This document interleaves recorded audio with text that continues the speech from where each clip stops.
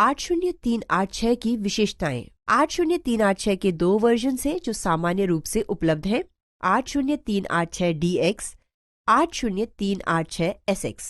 80386DX, इसके पास 32 bit address और 32 bit data बस है, जिसको 132 pin ceramic pin grid array के साथ पैक किया गया है और एड्रेस 4 GB मेमोरी की है। 80386SX, इसके पास दो तरह की डाटा बस है, 24 बिट एड्रेस बस और 16 बिट डाटा बस। पैकेज में 100 पिन फ्लैट के साथ 6 MB मेमोरी है। माइक्रो प्रोसेसर की विशेषताएं। 80386SX को DX के बाद उन एप्लीकेशंस के लिए बनाया गया जिसमें 32 बिट बस के वर्जन की आवश्यकता नहीं थी। यह कई पीसी में पाया जाता है और 80286 की तरह बेसिक मदरबोर्ड डिजाइन का उपयोग करता है। कई एप्लीकेशंस 16 MB से भी कम की है, इसलिए SX 80386 माइक्रोप्रोसेसर से लोकप्रिय और कम महंगा वर्जन है। 2033 मेगाहर्ट्ज फ्रीक्वेंसी, प्रोटेक्शन के 4 लेवल, पेजिंग, वर्चुअल मेमोरी और मेमोरी मैनेजमेंट सेक्शन सपोर्ट। 80386 का CPU 16K सेगमेंट्स की संख्या का सपोर्ट करता है और इस तरह कुल वर्चुअल मेमोरी स्पेस होता है 4 GB है गुणा 16K बराबर 64 टेराबाइट्स। डाटा बफर सिस्टम बस के साथ इंटरनल बस को इंटरफेस करता है। 80386 प्रोटेक्शन मोड के भीतर वर्चुअल 8086 मोड को एंटर करती है। यह केवल तब सेट किया जाना है जब 80386 प्रोटेक्शन मोड में है। इस मोड में यदि कोई प्रिविलेज्ड इंस्ट्रक्शन एग्जीक्यूट होती है तो एक एक्सेप्शन 13 जनरेट होता है। IRET इंस्ट्रक्शन का उपयोग करके इस बिट को सेट किया जा सकता है या कोई टास्क स्विच ऑपरेशन जो कि प्रोटेक्टेड मोड में हो। इसके अलावा JMP, कॉल और INT इंस्ट्रक्शन के सफल एग्जीक्यूशन के कारण टास्क स्विच होने से यह स्वचालित रूप से क्लियर नहीं होता है। इन इंस्ट्रक्शंस का उपयोग स्टैक पर उपलब्ध मेमोरी डाटा द्वारा स्पेसिफाई किए गए वैल्यू पर RF को सेट करना है। 80386 के पास 5 प्रकार के डिस्क्रिप्टर्स हैं, जिनकी सूची इस प्रकार से है: कोड या data segment descriptors, system descriptors, local descriptors, TSS यानी task state segment descriptors, gate descriptors. 80286 की तरह 80386 भी 4 लेवल प्रोटेक्शन मैकेनिज्म प्रदान करता है। पेजिंग एक मेमोरी मैनेजमेंट तकनीक है जो वर्चुअल मेमोरी मल्टीटास्किंग के लिए प्रयोग किया जाता है। फिजिकल टाइप मेमोरी को वेरिएबल साइज सेगमेंट में बांटा गया है, जबकि पेजिंग फिक्स साइज पेजेस में है। वर्चुअल 8086 मोड, यह ऑपरेशन का प्रोटेक्टेड मोड है जो 8086 प्रोग्राम्स की तरह ऑपरेट और एग्जीक्यूट होता है। रियल मोड प्रोटेक्शन और कुछ अतिरिक्त इंस्ट्रक्शंस में सक्षम है, इसलिए ये 8086 प्रोग्राम्स को एग्जीक्यूट करने के लिए प्रयोग किया जाता है। अगर 80386 रियल मोड से प्रोटेक्टेड मोड में प्रवेश करती है तो यह रीसेट ऑपरेशन के बिना वापस नहीं लौट सकते हैं। इस प्रकार एक ऑपरेशन प्रोटेक्टेड मोड में प्रोग्राम्स को एग्जीक्यूट करने के लिए बनाया गया है। वर्चुअल मोड में एड्रेस फॉर्मिंग मैकेनिज्म बिल्कुल रियल मोड के समान है। 80486 के वर्जन। इंटेल i486SX एक मॉडिफाई किया हुआ इंटेल 486DX माइक्रोप्रोसेसर था जिसकी floating point unit FPU disable थी। सभी पुराने 486SX चिप्स वास्तव में एक डिफेक्टिव FPU के साथ i486DX चिप्स थे।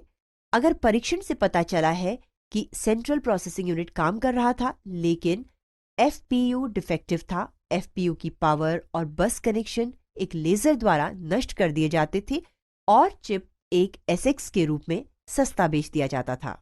यदि FPU काम कर रहा होता है तब उसको DX के रूप में बेच दिया जाता था। कंप्यूटर निर्माता जिन्होंने इन प्रोसेसर का प्रयोग किया उनमें पैकार्ड बेल, कॉम्पैक और IBM शामिल हैं। 1990 के दशक में सामान्य ज्ञान के अनुसार यूजर्स के पास FPU होना लाभप्रद नहीं था। इस प्रकार पहले से ही विद्यमान वर्ड प्रोसेसिंग और ईमेल जैसे कई घरेलू अनुप्रयोगों को विशेष रूप से इस तरह से डिजाइन किया गया था कि उन्हें फ्लोटिंग पॉइंट ऑपरेशंस का उपयोग ना करना पड़े। जब फ्लोटिंग पॉइंट ऑपरेशंस को परफॉर्म करना होता था, वे तब भी परफॉर्म किए गए, लेकिन हार्डवेयर में नहीं, बल्कि ऑपरेशंस आमतौर पर ट्रांसपेरेंट सॉफ्टवेयर एमुलेशन द्वारा फैसिलिटेट किए गए। कुछ सिस्टम ने यूजर्स को i486SX को FPU के साथ CPU में अपग्रेड करने के लिए अनुमति दी।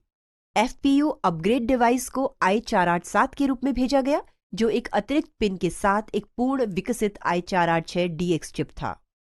i487 एक अपग्रेड सॉकेट में इंस्टॉल किया गया था और एक्स्ट्रा पिन या तो पावर और ग्राउंड पिन था, जिनसे संकेत मिला कि i487 इंस्टॉल किया गया था। जब i487 इंस्टॉल किया गया था, तब सिग्नल्स का उपयोग i486SX को डिसेबल करने के लिए किया जाता था।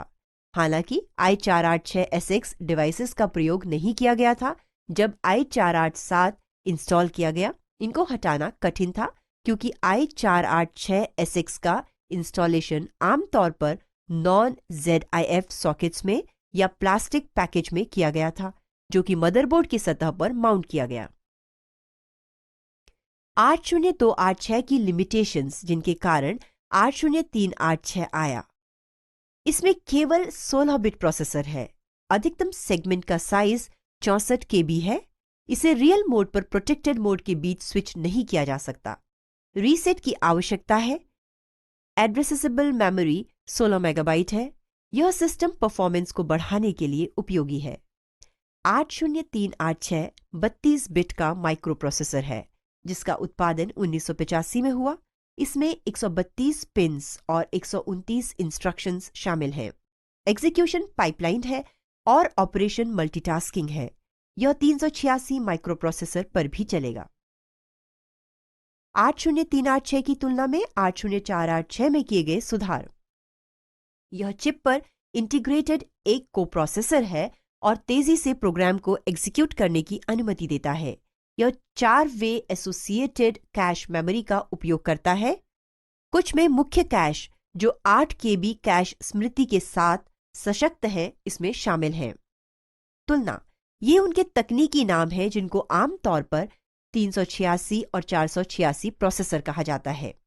पीसी में प्रयोग की जाने वाली मूल कंप्यूटर प्रक्रिया को 8086 कहा जाता था। इसको 80286 या 286 में अपग्रेड किया गया था। यह पहला कंप्यूटर प्रोसेसर था जो विंडोज 3 के वर्जन को चलाने में सक्षम था। कार्यप्रणाली: 386 1994 के आसपास बाजार में आया था और आज के मानकों के द्वारा एक डायनासोर है। यह विंडोज 3.x 95, 98 और ME को रन कर सकता है, लेकिन बेहतर नहीं। 486 3 साल बाद आया था। यह 386 से तेज था और आमतौर पर विंडोज 2000 और XP के साथ साथ विंडोज 9X के सभी वर्जन्स को संभाल सकता था। यह जल्दी 586 द्वारा बदल दिया गया था, जिसको आमतौर पर पेंटियम कहा गया। इसकी शुरुआत के बाद पेंटियम में 4 या 5 अपग्रेड्स हुए, जिसमें नए डुअल कोर पेंटियम शामिल है। विंडोज विस्टा को चलाने के लिए पेंटियम की आवश्यकता होती है। 486 और पेंटियम दोनों 386 प्रोसेसर कोड रन करेंगे। तथ्य यह है, कुछ कंप्यूटर पर बायोस एक 486 या पेंटियम को 386 के रूप में पहचान लेंगे, ताकि वे 386 प्रोसेसर्स के परिवार का हिस्सा माने जाएं।